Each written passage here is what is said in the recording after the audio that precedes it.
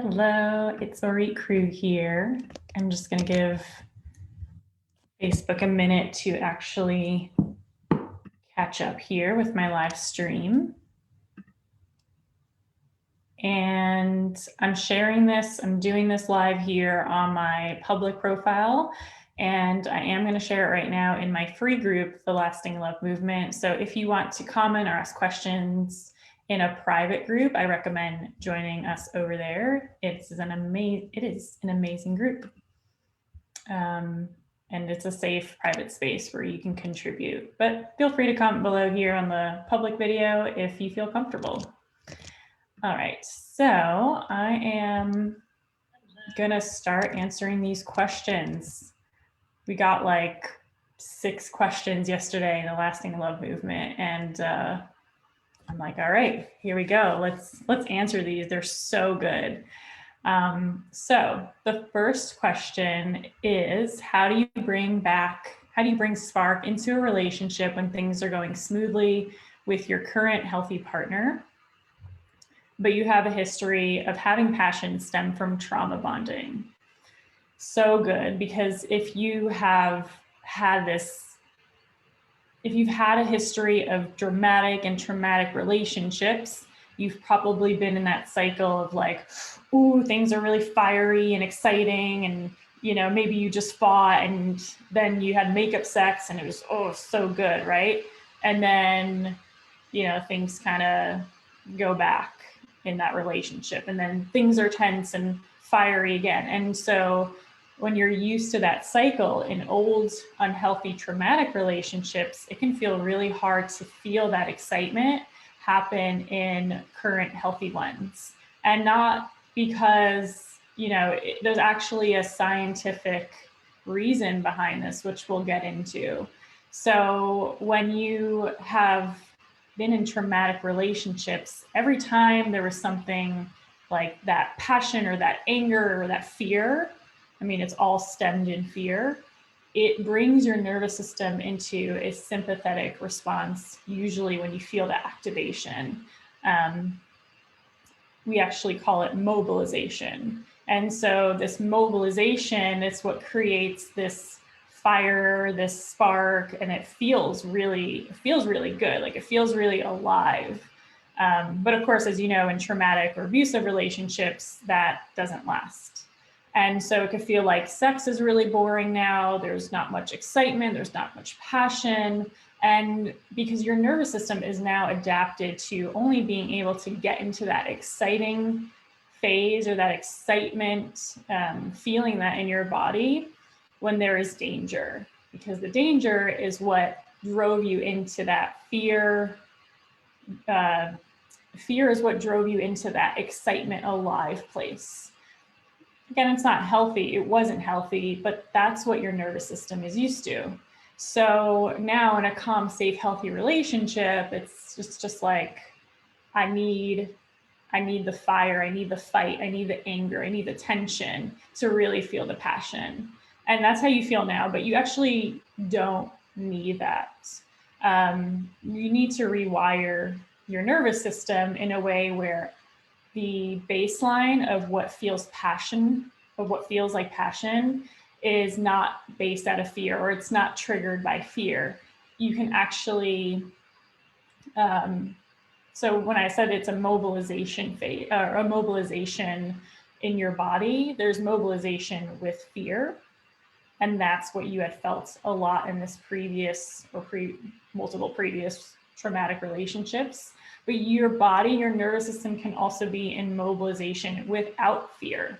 So you can still be in that excitement, aliveness, but it's not coming from an unhealthy place. It's actually like, if you think to a time possibly when you were dancing or you were having sex and there was no fear and it just felt really exciting and really alive, and it was very calm at the same time, then that's actually the state of a sympathetic drive that you can get to in your relationship, so that you don't need the pain, you don't need the fear, the fight, the tension to get to that place.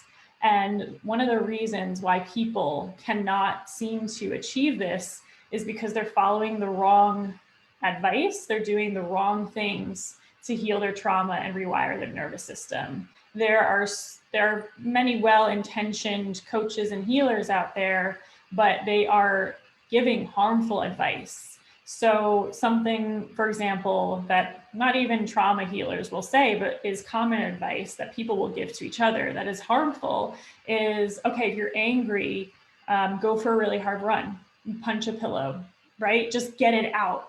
And there's a lot of trauma healers who are doing this too, right? Just like scream or punch it out or move it out. And like people actually ask me before doing the work with me and my team, is it going to be like that? Because that has been traumatizing. Like, no, that's not helpful. And so if you are doing things like that, like you have to scream just to feel relaxed again. You have to pick a fight just to feel calm in your relationship again. If you have to go for a 10-mile run just to feel calm again, you're perpetuating the pattern of needing intense and draining, honestly, movement and connection with your body just to feel a spark. So it really starts with yourself. What are you doing right now that creates a spark within you? Does it require a 10-mile run? Does it require like punching the air and moving really hard? You have to do intense and like, yeah, intense movements, intense engaging with your body to feel any sort of aliveness or connection with yourself and with your partner. Because if you are, then you're perpetuating the pattern. It's not your fault. This is trauma recycling over and over again. And what really needs to happen is that you rewire your nervous system and build a connection with your body that you can feel this, you can hold both calmness and just like, like everything's good and like levelness and excitement and passion and spark. You can hold both of those in your body at the same time so that you don't need these negative things or these unhealthy things to spark excitement or passion, but you actually know it in your body first and you can connect with that easily in your relationship.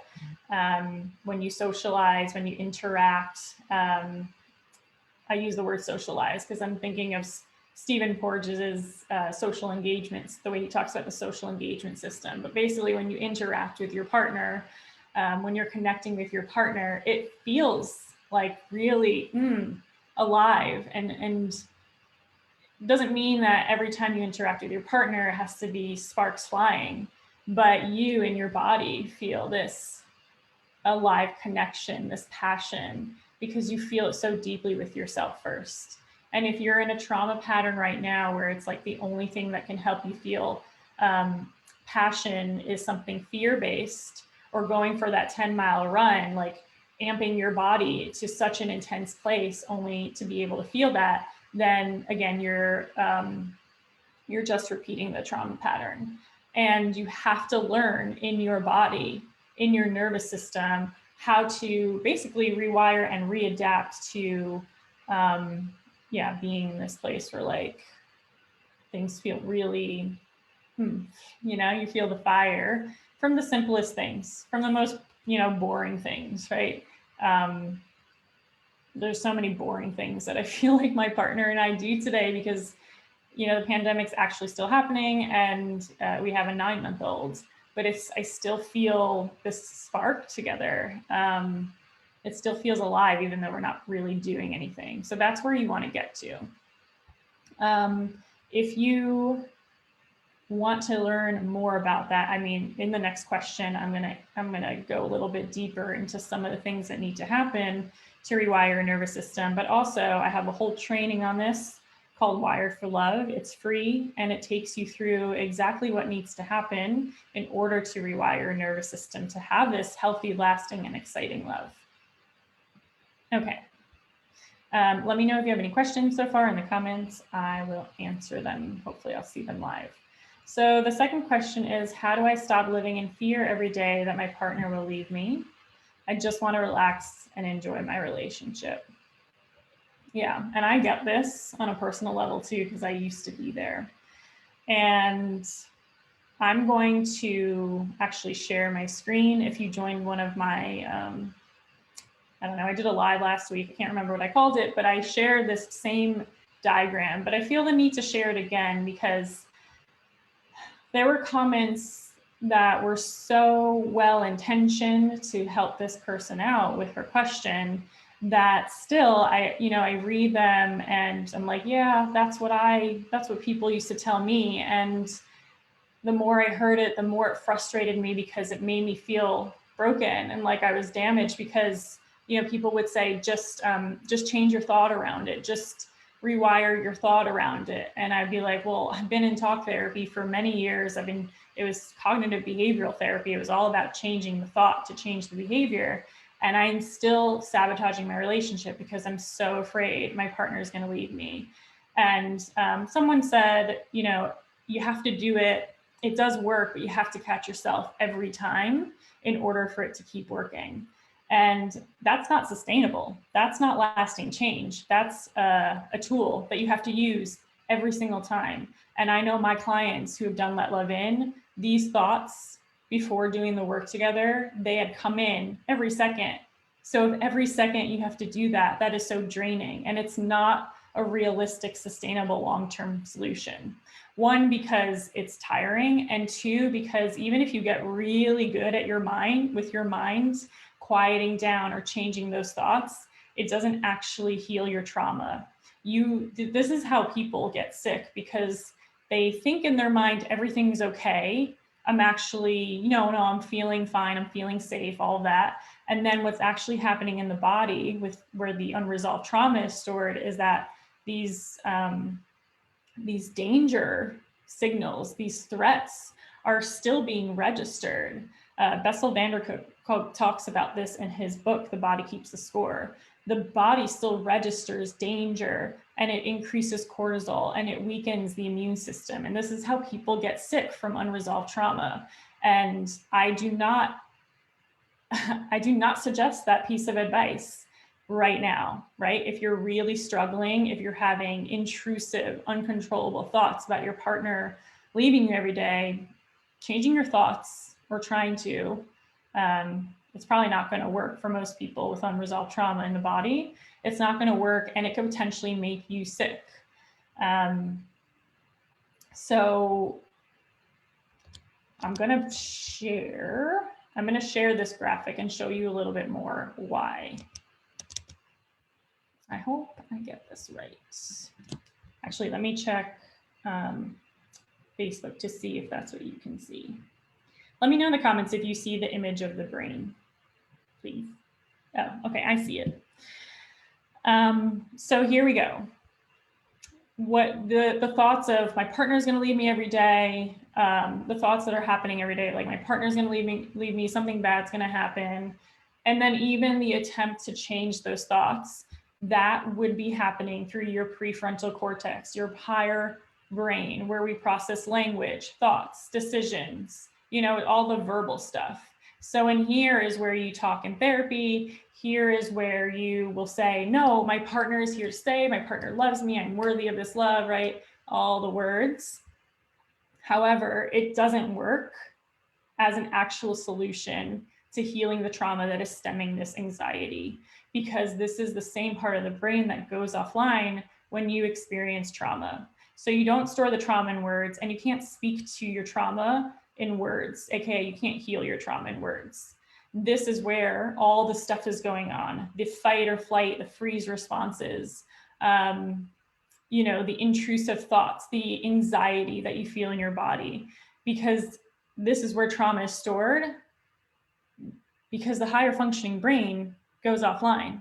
So the amygdala is actually what creates this storage, the storage of memories and sensations in the nervous system in the body. That's why when you have a certain smell or your partner looks at you a certain way, all of a sudden can trigger so much fear and a flashback. And in order to truly heal from trauma, in order to truly heal the trauma that is making you so afraid of this abandonment, you have to process the past triggers and reduce their intensity through the amygdala. you just can't do it through words. It's not scientifically possible. And if even if you've been successful a little bit, it's just a temporary Band-Aid. It's not actually accessing the majority of the trauma that is stored in your body. And we also have the hippocampus here, which distinguishes between past and present memories. So if your trauma of, like, if this fear of abandonment is happening because you've been so abandoned in the past and that's your trauma, your brain literally can't distinguish that your partner is not the person or the people who abandoned you in the past. So again, when you're trying to remind yourself that it's not going to happen, that your partner is safe and all that's going on here in the prefrontal cortex, your hippocampus is reacting, your amygdala is reacting like that before you can even hear yourself have this thought.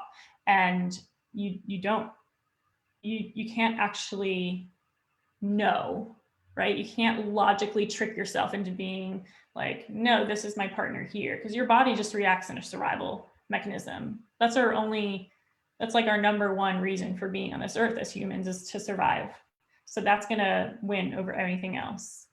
And research has shown that the hippocampus actually shrinks in volume after experiencing trauma, and it increases through movement. Hello. So talking about every detail of your trauma, thinking about every detail of your trauma, trying to affirm something different instead of actively training your nervous system to tolerate, to really increase your window of tolerance around these so that you don't react to them anymore, so that you don't feel hijacked by these horrible anxiety producing thoughts. That isn't going to work. So I'm going to stop sharing that. And let's see. So how do you stop living in fear? You have to release the trauma that is causing this fear. You have to rewire your nervous system to be able to not process everything as a danger and a threat, because it's like, you probably don't even notice. There's probably really obvious things that are triggers, right? Like your partner being on your phone, on their phone, or your partner going out. But there's so many subtle triggers that you can't even understand in words, because it's all stored here. It's triggering you all the time. That's triggering this fear all the time. And you have to rewire your nervous system in order to stop feeling that, to stop your nervous system from hijacking you and processing everything that your partner does as a threat. And until you're able to do that, you're going to continue living in fear. And even if you're able to change your thoughts around it or try to convince yourself otherwise, your body will still live in fear. Your body will get sick. There are so many clients who come to do my Let Love In program for themselves and their relationships. And a lot of them are like, and I have all of this pain, all of this tension. I have MS, I have fibromyalgia, I have, you name it, things that no doctors can tell me what's wrong with me, right? No solution, no relief. And it's clear that when we start the work together, it's trauma. They already know it's related to trauma. And there was one client who I worked with last year. Was it last year? Yeah, it was last year. And she was constantly relapsing. She had MS. She was constantly relapsing. And even in the middle of the program, not even when we were done, she didn't relapse for the first time in a really long time. And it was this new sense of calm, this whole window, this whole capacity to be calm. Even though her relationship was in shambles at that point, she had this amazing new ability to stay calm and to be in her body without all of that fear. And so people don't treat trauma, like we don't see trauma as necessary, as vital to a medical issue. But if you're not able to sleep at night, then your body is not able to rest. Your nervous system is not able to do the necessary primary function of resting and digesting. That's not good. That's going to make you sick. If you're unable to sleep at night, if you're unable to relax and stop having all this fear and this anxiety, that is trauma. And I want to let you know that you can heal your trauma for good. You can rewire your nervous system for good and truly enjoy your relationship. And you can do that if you do my Let Love In program. That's exactly what it's designed for. I have so many testimonials, and that's just a fraction of the clients who've done it, because not everyone wants to share their story publicly. And you can see, you can hear just how much this work has changed their ability to love themselves primarily, and also let healthy, lasting love in and really enjoy it. And I am going to spend June revamping Let Love In. So I'm going to close the doors for the first time in 2 years. So if you do want to apply or even ask me questions about it before the price does go up, send me a message or comment below, send me a message. We can have a chat if you're a good fit. This is the necessary work that needs to happen in order to truly heal and enjoy your healthy, loving relationship, right? Because we saw from the graph, the brain map, and you know this from experience, that no amount of talking or thinking about this or journaling or whatever is going to work. You need to have your body and your nervous system involved. Well, not just involved, they need to be the primary way of healing, because we store trauma in our bodies. The only way we can speak to that trauma and release it is through movement, because that's the language of the body. So yeah, send me a message if you want to chat about Let Love In. Again, I am closing doors for the first time in 2 years, really soon. I don't know why my voice keeps squeaking. I'm trying to dry up my milk from breastfeeding. So I took some Sudafed, and now I'm like, I got dry mouth. Anyway, maybe TMI, but that's where I'm at. So that's real.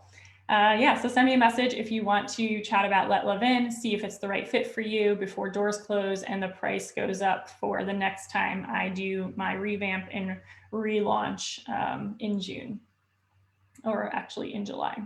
All right, I hope this was helpful. And remember, you deserve to be able to let healthy, lasting love in. Bye.